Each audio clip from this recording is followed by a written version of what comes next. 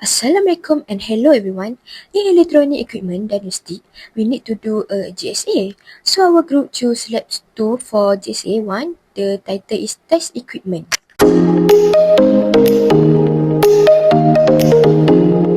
My name is Rafidatul Afisha binti Rohaizat. My matrix number 10DEP24F100C.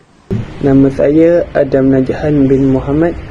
Nombor matrik 10 DEE 23F1502. My name is Roshan. My matric number is 10DEE24F2020. Before using the oscilloscope, calibration must be done to ensure accurate measurement. First, we connect the oscilloscope probe to the probe COM terminal. Next, we press the probe check button to check the probe condition. At this stage, the signal appears as a straight line. Then we press auto set to display the waveform on the screen. The waveform should appear as a stable square wave. After calibration, we record the value such as volt per division, time per division, peak-to-peak voltage and frequency. Next, we measure AC voltage using oscilloscope. Turn on the oscilloscope and select channel. Set the display to vector and format. Set coupling to AC and probe to S1.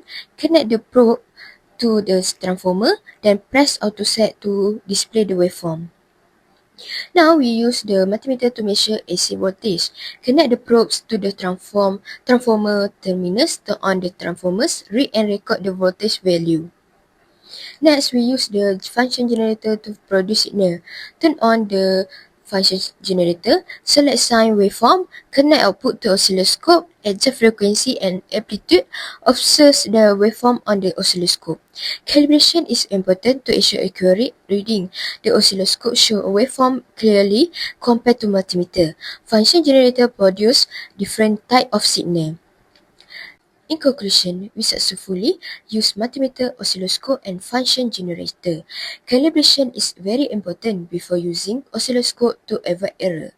The experiment helps us understand how to measure and analyze electrical signal.